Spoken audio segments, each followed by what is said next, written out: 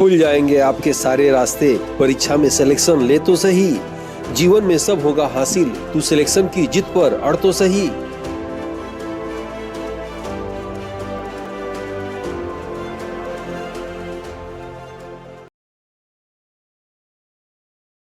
Aditya classes exam गुरु channel में आप सबका स्वागत है।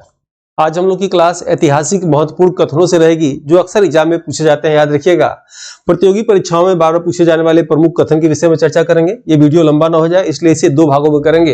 ये पहला भाग है, ध्यान से सुनेंगे। प्रश्न कैसे आएंगे कि जैसे कथन दे दिया कि जो है भारत भूख से मर रहा है, ये कथन किसका है, या लिख दिया मनुष्य एक सामाजिक प्राणी, ये कथन किसका है, या कुछ ऐतिहासिक कथन लिख दिया तो किसका है, चाहे इतिहासकार का नाम लिख देगा या उससे संबंधित व्यक्ति का नाम लिख देगा, आपको बताना रहेगा।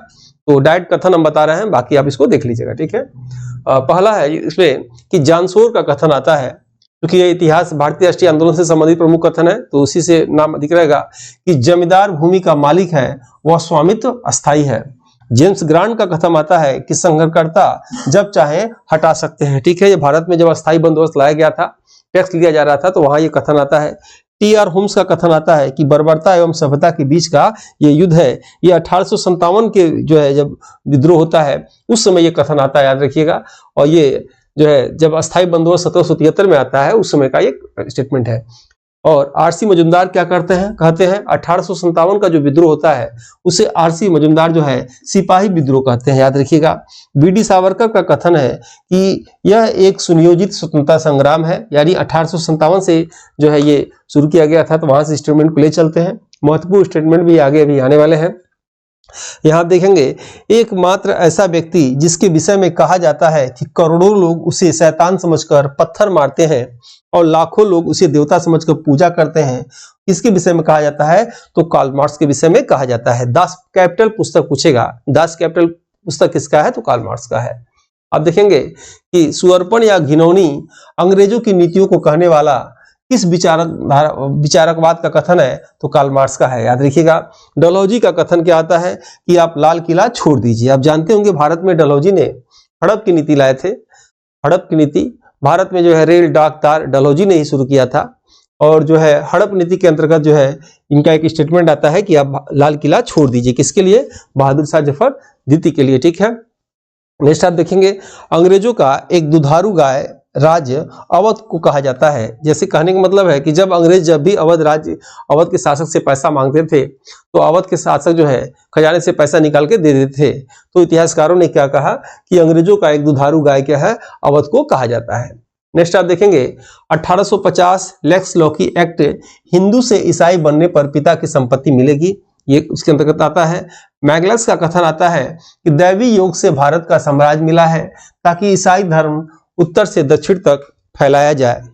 नेक्स्ट देखेंगे, वेदों की ओर वापस लौटो, ये कथन किसका है? स्वामी दयानंद का है, अक्सर एग्जाम में आता है। वेदों की ओर वापस लौटो स्वामी दयानंद कहते हैं, और भारत भारतीयों के लिए है, याद रखिएगा, ये भी कथन है।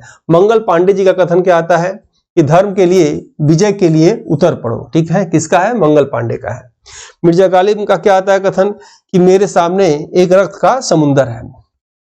हीरोज का कथन क्या आता है कि भारतीय क्रांतिकारियों में अकेली मर्द रानी लक्ष्मीबाई थी, ठीक है। प्रश्न आता है 1857 के विद्रोह में हीरोज जो है दमनकर्ता होते हैं झांसी के, और जो है एक स्टेटमेंट देते हैं कि भारतीय क्रांतिकारियों में अकेली मर्द रानी लक्ष्मीबाई थी, ठीक है। आप जानते होंगे रानी लक्ष्मीबाई के बचपन का नाम क्या है? मनु छबीली मणिकर्णिका, बनारस के जो है ये राजा की पुत्री थी। नेक्स्ट आप देखेंगे, ये टेलीग्राम ग्रुप है, निःशुल्क इसमें जुड़ सकते हैं। पर डे इसमें सुबह टेस्ट होता है, कुछ ना कुछ क्वेश्चन दिए जाते हैं। जो व्हाट्सएप ग्रुप है आप जुड़ सकते हैं। और आपको एक न्यूज देना था, ये इसकी स्टॉक बुक आ गई है, दूसरा संस्करण जो है छप के आ गया है। आप चाहे तो इसे आप हमारे वेबसाइट से आप मंगा सकते हैं। ये इसमें दूसरे संस्करण में कुछ प्रश्नों को अपडेट कर दिया गया है, करंट अफेयर, और इसे आप मंगा सकते हैं।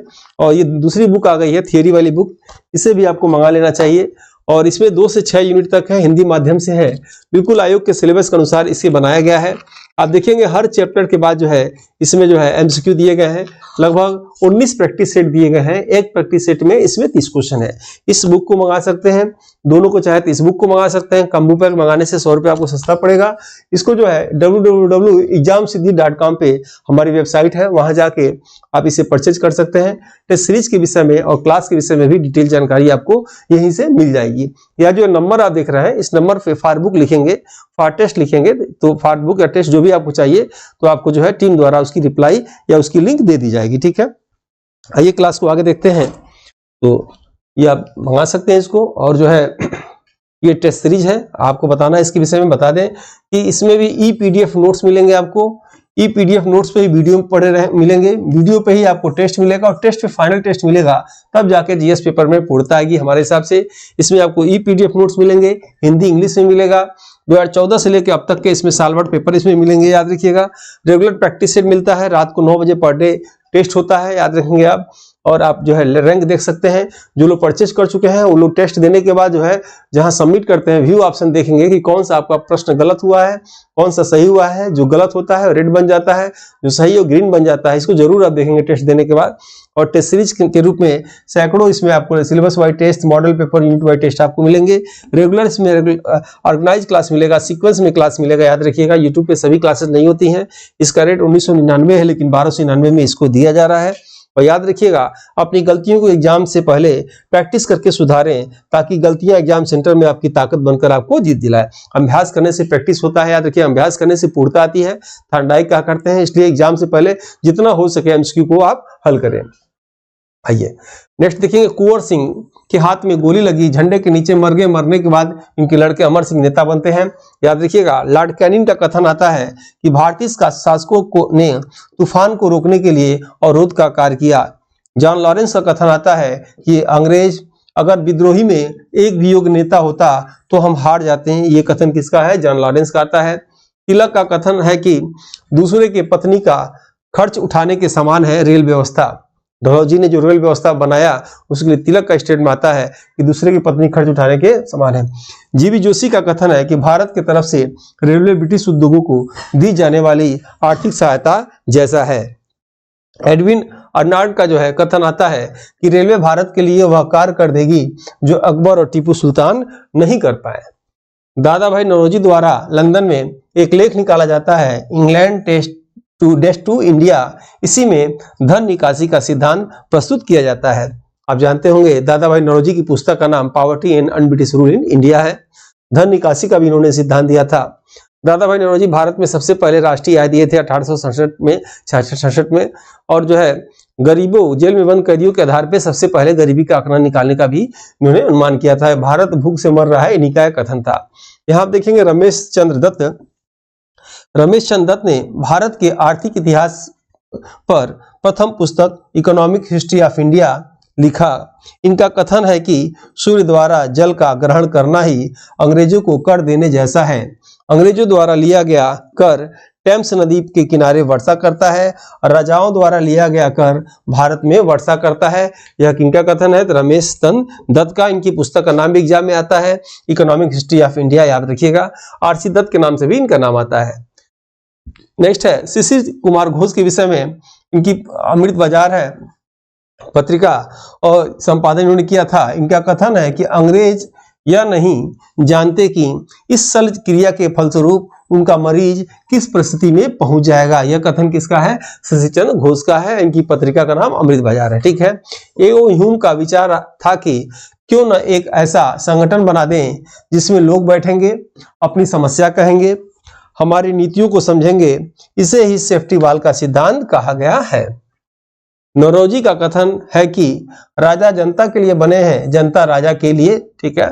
डफरिन का कथन आता है कि सूक्ष्मदर्शी अल्पसंख्यकों की प्रवक्ता कांग्रेस है।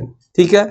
लॉर्ड कर्जन का कथन था कि अंग्रेज एक गंदी चीज है, अंग्रेज लड़खड़ा कर नष्ट हो रही है और भारत में रहते हुए मेरी अंतिम इच्छा है कि अंग्रेज की मृत्यु में मैं सहायक हूं। फिरोज शाह मेहता का कथन है कि कांग्रेस की आवाज जनता की आवाज नहीं है। तिलक का कथन है कि साल में एक बार मेढक की तरह टर टर करने से कुछ नहीं होगा। यह कथन किसका है? तिलक का है।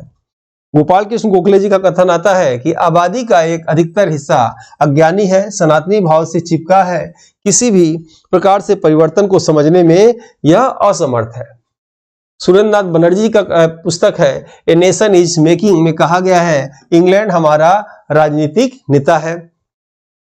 लाला लाजपत राय का कथन है कि हमें अपना मुंह राजभवन से हटाकर जनता की ओर करना होगा, या हमें अपना मुंह राजभवन से हटाकर झोपड़ियों की ओर मोड़ना होगा।